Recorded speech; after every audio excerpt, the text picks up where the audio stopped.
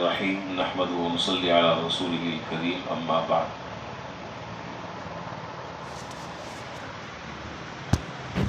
حضرت ابن ابی حضرت اسلمی رضی اللہ تعالیٰ عنہ صحابی رسول ہیں۔ وہ فرماتے ہیں کہ میرے ساتھ ایک بڑا عجیب و غریب واقعہ پیش آیا، پھر اس واقعے کی آپ نے خود تفصیل بیان فرمائی۔ فرمایا کہ میں نے ایک یہودی کے 4 درہم ادا کرنے تھے، میں اس کا مخروض تھا 4 درہم کا۔ کسی وقت قرض لیا ہوگا اس سے، مگر کوشش کے باوجود قرض کی کوئی ادائیگی کی صورت نہیں بن پائی۔ ادھر یہودی سختی سے اپنے پیسوں کا تقاضا کر رہا تھا۔ جب اسے رقم کی واپسی کی کوئی صورت بظاہر نظر نہیں آئی تو اس نے جناب نبی کریم صلی اللہ علیہ وسلم کی خدمت میں اپنا دعویٰ دائر کر دیا اور اس طرح عرض کیا کہ اے محمد صلی اللہ علیہ وسلم، اس شخص پر میرے 4 درہم واجب الادا ہیں، مگر یہ ادا کرنے سے قاصر ہے یا یہ ادا کرنے کے لیے تیار نہیں۔ اس پر جناب نبی کریم صلی اللہ علیہ وسلم نے یہودی کی بات سن کر اپنے ان صحابی سے فرمایا، بھائی اس کا حق ادا کیوں نہیں کرتے، کیوں نہیں دیتے اس کا حق؟ صحابی کہتے ہیں کہ میں نے عرض کیا کہ اللہ کے رسول، اس ذات کی قسم کہ جس نے آپ کو نبی برحق بنا کر بھیجا، ما اقدر علیہا، میں اس کی سخت نہیں رکھتا۔ خدا نخواستہ اللہ نہ کرے، یہ معنی نہیں ہے کہ میں ٹال مٹول کر رہا ہوں یا میں دینا نہیں چاہتا، میں قدرت نہیں رکھتا، لہذا اگر مجھے کچھ مہلت مل جائے تو میں رقم کی واپسی کی کوشش کروں گا۔ حضور صلی اللہ علیہ وسلم نے پھر فرمایا کہ اس کا حق دے دو، دوسری مرتبہ فرمایا اس کا حق دے دو، کیوں نہیں ادا کرتے اس کا حق؟ انہوں نے پھر وہی جملہ دہرایا جو پہلے جملہ دہرایا تھا کہ اللہ کے رسول، میں اس کا حق ادا کرنے کی اس وقت پوزیشن میں نہیں ہوں، میں اس کی استطاعت نہیں رکھتا۔ اور پھر ان صحابی نے حضور صلی اللہ علیہ وسلم سے عرض کیا کہ مجھے پتہ چلا ہے کہ آپ ابھی خیبر کی طرف لشکر روانہ کرنا چاہ رہے ہیں، تو میرا خیال یہ کہ میں بھی اس لشکر میں شامل ہو جاؤں اور کچھ مجھے بھی مال غنیمت مل جائے گا، اور جو حصہ مجھے مل جائے گا اس کے میں اس کا قرض ادا کر سکوں گا۔ اس ساری گفتگو سے آپ نے اندازہ لگا لیا ہوگا کہ یہ صحابی رسول اس کا قرض ادا کرنا چاہتے تھے، لیکن ادائیگی کی صورت کوئی بظاہر ممکن نظر نہیں آ رہی۔ یہ نہیں ہے کہ اس کو ٹلا رہے ہیں، چکر دے رہے ہیں، اللہ نہ کرے کسی بھی صحابی سے اس بات کا دور دور تک کوئی احتمال اور امکان نہیں ہے۔ مجبوریاں ہوتی ہیں، آدمی لے لیتا ہے قرض کسی سے۔ تو کہا کہ میں تو حضرت اس کے لیے بھی تیار ہوں کہ ابھی آپ جو خیبر کی طرف سفر کر رہے ہیں یا آپ صحابہ کا جو لشکر بھیج رہے ہیں میں ان کے ساتھ شریک ہو جاؤں، اور وہاں پر جو مال غنیمت ملے اس میں میرا بھی کوئی حصہ ہو، اور اس سے جو ہے میں اس کا قرض میں ادا کر دوں۔ اتنی ساری باتیں ہونے کے بعد آپ نے پھر فرمایا کہ نہیں، بلکہ اس کا حق ادا کرو، تیسری مرتبہ۔ تو جب حضور صلی اللہ علیہ وسلم یہ بات 3 دفعہ فرما دی، پھر اب مزید تو کوئی آدمی گفتگو کرنے کے آگے جرأت نہیں کر سکتا۔ راوی کہتے ہیں کہ جناب نبی کریم صلی اللہ علیہ وسلم کی مجلس سے میں نکلا اور بازار کی طرف میں چل رہا تھا۔ یہ آگے دیکھیے جملہ ہے، میں حضور صلی اللہ علیہ وسلم کی مجلس سے نکلا، ظاہر ہے مجلس سے بہت سارے لوگ تھے، ان میں سے ایک یہ صحابی بھی تھے جو راوی ہیں جو اس روایت کو بیان کر رہے ہیں۔ کہتے ہیں کہ میں نکلا حضور کی مجلس سے بازار کی طرف، میرے سر پر پگڑی تھی، وہ پگڑی میں نے سر سے اتار کر اپنی تہبند کی جگہ پر باندھ لی اور تہبند کو میں نے بیچ کر 4 درہم میں اس صحابی رسول کو وہ دے کر اس کا قرضہ ادا کرا دیا۔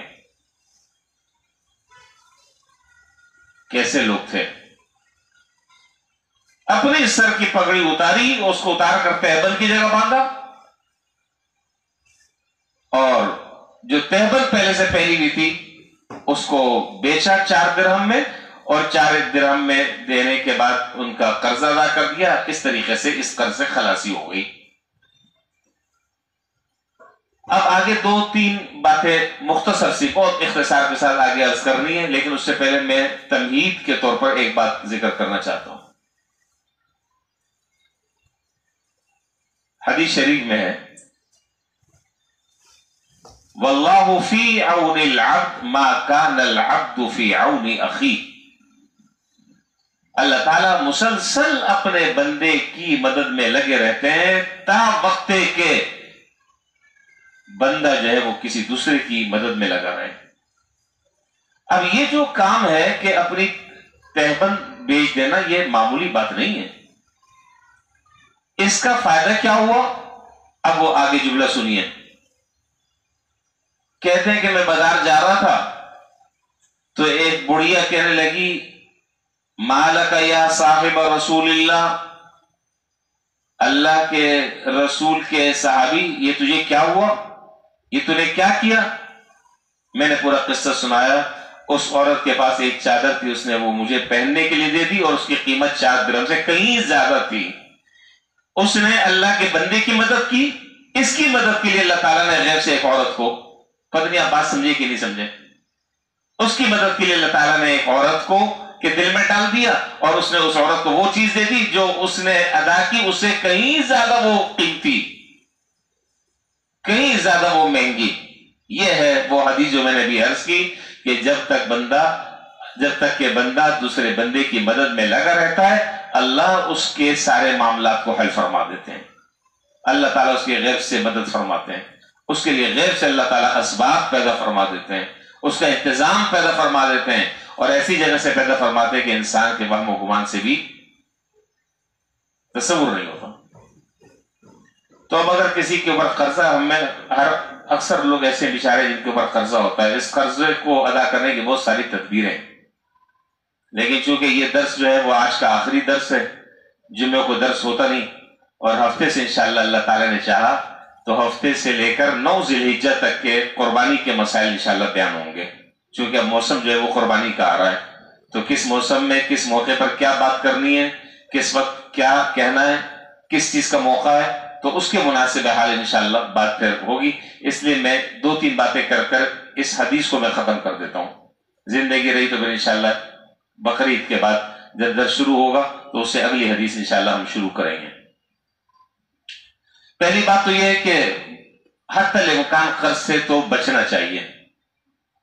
اس لیے ہمارے ہاں عربی میں ایک مقولہ ہے، وہ بڑا عجیب و غریب مقولہ ہے، القرض مقراض المحبہ، القرض مقراض المحبہ، یہ قرض لینا یہ محبت کی قینچی ہے، یہ محبت کی قینچی ہے۔ قرض لیتے رہیں گے محبتیں ختم ہو جائیں گی، اس سے حتی الامکان بچنا چاہیے۔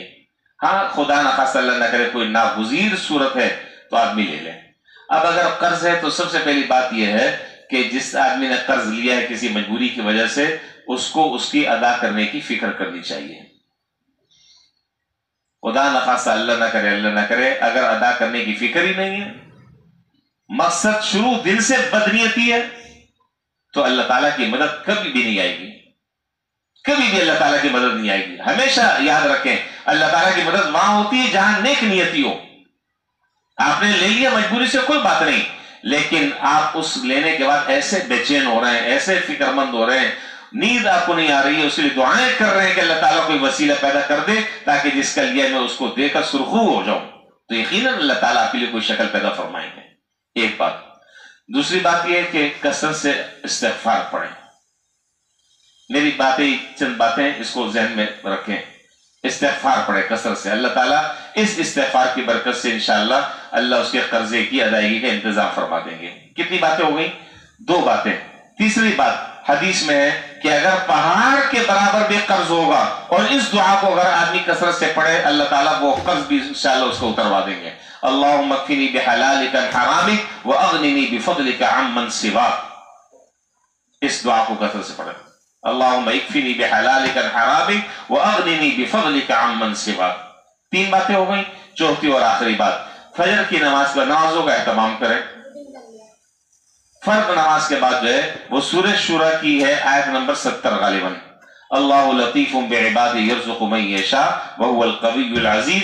یہ 80 مرتبہ اپنی جگہ نماز کی جگہ پر بیٹھ کر پڑھے.